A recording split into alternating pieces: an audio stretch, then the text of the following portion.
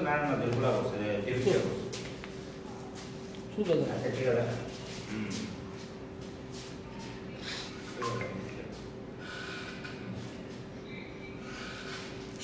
বন্ধুদের শারদীয় উৎসবের প্রারম্ভিক লগ্নেই আমরা সারা ভারত কৃষক সভার পক্ষ থেকে শুভেচ্ছা জানাই। ভালো কাটক পূজা সবাই এই কামনা করব। আমরা কতগুলি খুব গুরুত্বপূর্ণ এবং জরুরি বিষয় নিয়ে আপনাদের আমরা অনেকটা ডাকতে বাধ্য হয়েছি পূজার প্রাক মুহূর্তে। আমাদের রাজ্যের এখন হলো কৃষির এটা প্রধান মরশুম। আমন ধানই আমাদের রাজ্যের প্রধান ফসল এবং এটা আমাদের সবজি ফসলেরও সবচেয়ে বড় মরশুম। সামনে আলুর উৎপাদনও আসছে। এই সময়তে আমাদের সারা ভারত কৃষক সভার সম্মেলনগুলো চলছে। আমাদের নেতৃত্ব আমরা সব জায়গায় যে সম্মেলনগুলিতে উপস্থিত হচ্ছি। যে রিপোর্টটা আমাদের কৃষকদের কাছ থেকে এসেছে, তীব্র একটা সারের সংকট। এখন মূলত চাপান সার হিসাবে ইউরিয়া সারই সবচেয়ে বেশি প্রয়োজন। আমি খোঁজ নিচ্ছিলাম যে আমাদের কৃষিমন্ত্রীর যে সাবডিভিশন মোহনপুর, আমাদের ঘরের কাছে বলা যেতে পারে সবচেয়ে বড় সংকট। মোহনপুর থেকে আমাকে জানালো যে সার কিছু আসে, কৃষকদের বলা হয় যে আই কার্ড নিয়ে যেতে। এটা আগে কোনোদিনই ছিল না। নিয়ে গেলে একদিন পরে আর সারটা নেই। কিন্তু দেখা যায় বাজারে সেই সারটা 15 থেকে 20 টাকা মোহনপুর বাজারে বিক্রি হয়। খোঁজ দিলাম বামুটিয়া, আর একটা আলাদা এগ্রিকালচার সুপারিনটেন্ডেন্ট আছে এসে বামুটিয়া ব্লক অনুযায়ী, সেখানে একই অবস্থা, প্রায় 25 টাকা কেজি হয়। সবজির সিজনে প্রয়োজনীয় সুপার ফসফেট, পটাশ, ডিএপি, তো ডিএপি আমাদের খুবই কম। তাহলে এইটাও অপ্রতুল। ঠিক একই অবস্থা দক্ষিণ ত্রিপুরা, গোমতী এবং সিপাহীজলা সবচেয়ে বেশি সবজি উৎপাদন হয় এবং আলুর এলাকাও দক্ষিণ জেলায় সবচেয়ে বড় আলু উৎপাদন হয় আর কি। আমরা তো শুনলাম দপ্তর বলেছে, মন্ত্রী নিজেও বলেছেন আলুর বীজের আর কোনো অভাব হবে না। কিন্তু মানুষ অন্যও খুঁজছে এবং সেই পূর্বের তুলনায় আবার আমাদের গুলবাজারের যারা মহাজন, যারা পাঞ্জাব এবং আমাদের পশ্চিমবাংলা থেকে আলুর বীজটা আনে, প্রথাগত বীজ যেটা তার উপরে নির্ভর করতে হচ্ছে। সুপার ফসফেট প্রচুর প্রয়োজন হয়। এক শান্তিবাজার মহকুমাতে আমাকে বলছে যে অন্তত 30 থেকে 50 গাড়ি সুপার ফসফেট সার সেখানে লাগে, প্রয়োজন হয় আর কি। সবচেয়ে বড় আলুর এলাকাটা আর কি। তো কৃষকরা ধুকছে। এখন প্রাইভেট চ্যানেলে সুপার ফসফেটও পাচ্ছে না, ইউরিয়া কিছু হয়তো আছে আর কি। এই যে তীব্র সারের সংকট, তাতে আমরা সরকারের দিক থেকে কোনো স্টেটমেন্ট দেখছি না।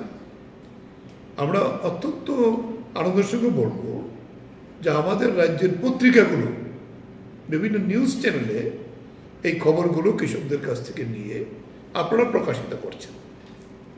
এরপরেও কিন্তু সরকারের কোনো হেলদোল নেই।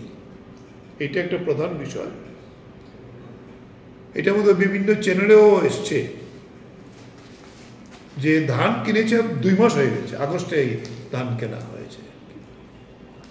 পাতালিয়ার একজন কৃষক তো ওপেনলি সোশ্যাল মিডিয়াতে বলেছে যে তিনি আজকে 2 মাস পরেও পাচ্ছেন না। বিশালগড় সেখানে ফুডের ইন্সপেক্টর যিনি টাকা ডিস্ট্রিবিউট করেন, তার কাছেও এসছে, কিন্তু উনি টাকা পান না, প্রায় 40,000 টাকা। উনি এই সময়তে ফসল করতে গিয়ে ওনার যেটা স্টেটমেন্ট শুনলাম, প্রায় 16 লক্ষ টাকা আবার আমন করতে গিয়ে খরচা আছে একটা, কিন্তু টাকা পাচ্ছেন না। অথচ এই টাকাটা অনলাইনে যার যার অ্যাকাউন্টে যাওয়ার কথা, এটা কেন এমন হলো? এখন পর্যন্ত এটা পত্রপত্রিকাও উঠেছে, মিডিয়াতেও এসেছে, এবং উনি নিজে ভিডিও করে এটা ছেড়েছেন। উনি নিজে বিষয়গুলো এসেছে, এটা কথা বলেছেন, কিন্তু কোনো উত্তর নেই সরকারের দিকে। এরপরে হলো আমাদের আরেকটি অর্থকরী ফসল, যেটা রাবার।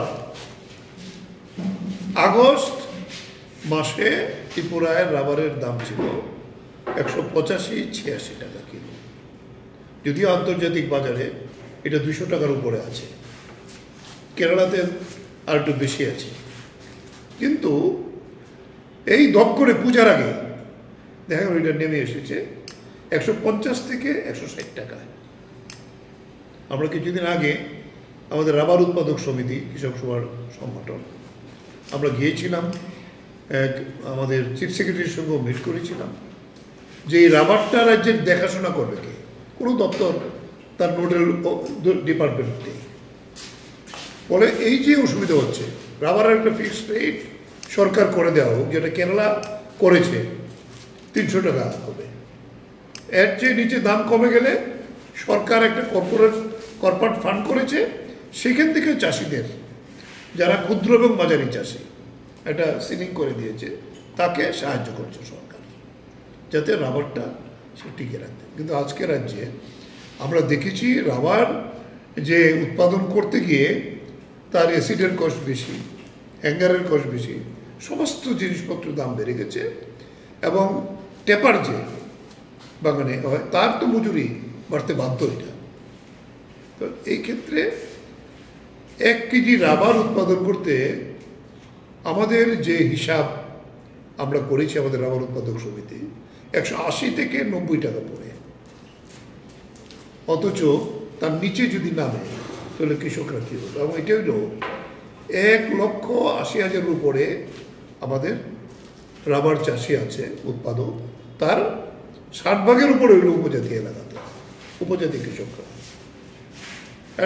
এবং আমাদের এই চাষিদের বলা যেতে পারে 90% হলো ক্ষুদ্র মাঝারি চাষি, 1 একর থেকে 4 হেক্টর 5 হেক্টর পর্যন্ত ক্ষুদ্র মাঝারি চাষিরা।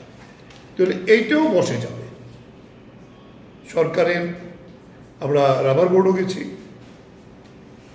রাবার বোর্ডের যে একটি সংস্থা ছিল কোঅপারেটিভ, তারা কিনছে না, এবং লোকাল কোঅপারেটিভগুলো বন্ধ হয়ে গেছে। এখানে আমরা খোঁজ দিয়ে দেখেছি